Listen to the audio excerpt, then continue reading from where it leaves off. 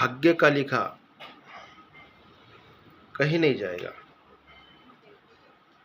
जो तेरे भाग्य में है वो भागते भागते आएगा, और जो तेरा नहीं है वो आकर भी भाग जाएगा. माणसाचं काही अंशी कर्तृत्वावर जीवन निर्भर असतं, पण काही अंशी नशिबावर बी असतं. आता ही ज्याची त्याची मान्यता आहे. ही तर जगातला सगळ्यात बुद्धिमान समजला जाणारा बिरबल हा आपल्या बुद्धीच्या चातुर्याच्या बळावरती राजा होऊ शकला असता, आणि अकबर हा वेगळ्या भूमिकेत असू शकला असता. कधी कधी नशीब फार महत्वाचं ठरतं. एक राजा होता, त्याची नेमकीत लग्नाला येऊ घातलेली मुलगी होती. त्याला चिंता लागून राहिली होती की आपल्या मुलीचं पुढचं आयुष्य कसं जाईल. साहजिकच आहे, कोणताही बाप सगळ्यात जास्त चिंता आपल्या परिवाराची करतो, आणि त्यातही त्यात अजून जवळचं म्हणलं तर स्वतःच्या मुलीची करतो. त्याला चिंता लागून राहिली होती की आपल्या मुलीचं भविष्य कसं आहे, नेमकं तिला मिळणारा जीवनसाथी कसा आहे, हे कुतूहल त्याच्या मनात होतं. आणि त्यानं ते कुतूहल जाणून घेण्यासाठी, आपल्या मुलीचं भविष्य जाणून घेण्यासाठी त्याच्या राज्यातल्या जो राजऋषी होता, की जो राजगुरू होता, त्यांना बोलवलं आणि सांगितलं, गुरुजी की माझ्या मुलीचं भविष्य मला सांगावं, म्हणजे मी त्या पद्धतीने प्रयोजन करेल. तो राजगुरू आला, ती मुलगी आली, आणि एका निवांत क्षणी तिघजण थांबले, आणि राजगुरूने त्या मुलीचा हात पाहिला, चेहरा पाहिला, आणि तो सांगायला लागला की ही मुलगी फार नशीबवान आहे. ही ज्या घरी जाईल त्या घराचं उज्ज्वलपणा करेल. जर एखादा राजा असेल तर तो सम्राट होईल, सम्राट असेल तर चक्रवर्ती सम्राट होईल. म्हणजे ज्या व्यक्तीच्या हातात ह्या मुलीचा, ह्या राजकन्येचा हात पडला, ते घर, संसार, परिवार प्रचंड प्रमाणात विकसित होईल, आणि ह्या मुलीच्या नशिबात एवढं मोठं राजवैभव लिहिलेलं आहे. त्या मुलीचं नशीब फार जोरावर होतं. शेवटी माणूस हा कितीही प्रयत्न केला तरी लालची असू शकतो, होऊ शकतो. त्या राजपुरोहितानं, राजगुरूनं विचार केला की ह्या मुलीचं एवढं आयुष्य उज्ज्वल आहे, भविष्य उज्ज्वल आहे, तर मग मीही अविवाहित आहे, जर ही माझ्याच घरी जर आली तर माझं आयुष्य, माझं फ्युचर फार बलवान होईल. पण मग हे राजाला सांगायचं कसं? पण त्याच्या मनात खोट आली. त्याने त्याच क्षणात सांगितलं, पण महाराज, ह्या मुलीचं भवितव्य अजून उज्ज्वल करायचं असेल तर हिच्या कुंडलीमध्ये राहू केतू काही प्रमाणात आहे, तर त्याचा निदान आपल्याला करणं. राजा जरी असला तरी तो एक बाप होता.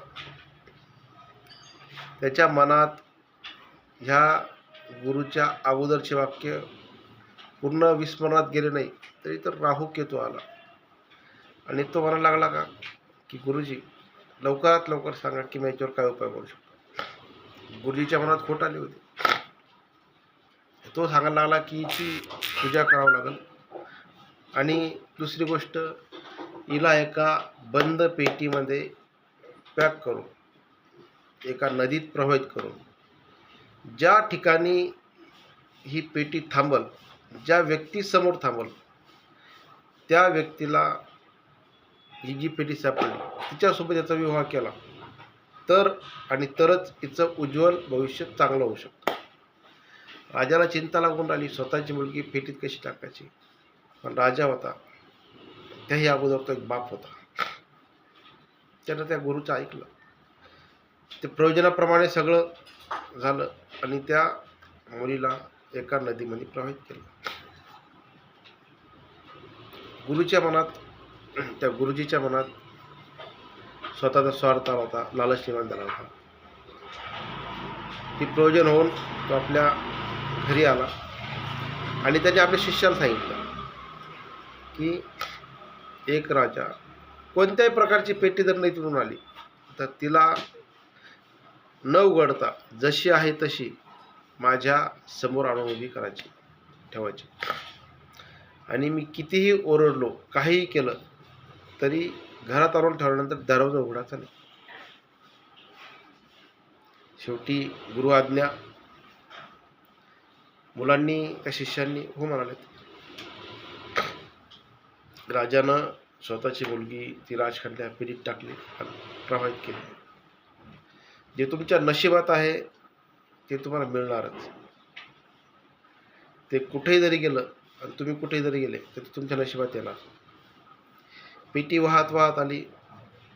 हा गुरु, हा पुरोहित त्या पेटीची वाट पाहायला लागले. त्याचे शिष्य कधी पेटी येते, कधी पेटी येते.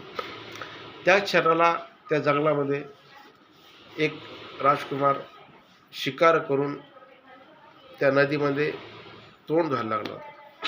अचानकपणे त्याला ती समोर येणारी पेटी दिसली आणि त्या पेटीत त्याला आश्चर्य वाटलं की एवढी मोठी पेटी कसं काय. ती पेटी पाहिली, उघडली, त्यात ती राजकन्या होती. त्याला धक्का बसला की एवढी मोठी सुंदर, चांगली, सुशील राजकन्या पेटी. त्या राजकन्यानं आपबीती सांगितली आणि सांगितलं की हे राजन, हे राजकुमार, माझ्या वडिलांचा प्रण होता की ज्या व्यक्तीच्या समोर ही पेटी देईल त्या व्यक्तीसमोर माझा विवाह व्हावा. एवढी सुंदर त्यातल्या राजकन्या त्याला भेटली, तो मान्य झाला. पण आता ती पेटी रिकामी कशी सोडायची. मग त्या राजपुत्रानं जंगलात एका अस्वलाची शिकार केली होती. मग त्या पेटीमध्ये त्या राजपुत्रानं एक अस्वल भरलं आणि प्रवाहित केलं. इकडं शिष्य वाट पाहत होते, पेटी कधी येते. पेटी समोर आली, पेटी जड होती. शेवटी गुरु आज्ञा. ती पेटी उचलली आणि त्या गुरुच्या त्या रूममध्ये, घरामध्ये नेऊन ठेवली. आणि गुरुची आज्ञा होती, परत त्यानं सांगितलं काही जरी झालं तरी दरवाजा उघडायचा नाही. दरवाजा बंद करण्यात आला. गुरुच्या मनात, त्या व्यक्तीच्या मनात लालच निर्माण झालं आणि त्याने ती पेटी उघडली. पाहतो तर काय, तिथं राजकन्या नव्हती, त्यात अस्वल होतं. त्या अस्वलानं त्या व्यक्तीला, त्या गुरुला झटापटी झाली आणि संपुष्टात आलं. त्याचं आयुष्य संपुष्टात आलं, मारून टाकलं. त्या दरम्यान तो ओरडत होता की हो मला वाचवा वाचवा, पण गुरु आज्ञा होती. त्यातला एक शिष्यही त्या दरवाजा ओपन करण्यासाठी जात होता, पण दुसरा म्हणायला लागला की गुरु आज्ञा शिरोधारी. त्या अस्वलानं साहजिकच त्या व्यक्तीचा जीवन संपुष्टात आणलं. तात्पर्य असं की जी गोष्ट तुमच्या नशिबात आहे ती गोष्ट तुम्हाला कधीही, कशी आणि कोणत्याही परिस्थितीत मिळेल. कथा काल्पनिक आहे, पण कथेतला भाव हा वास्तविक आहे. कर्म महत्त्वाचे आहे.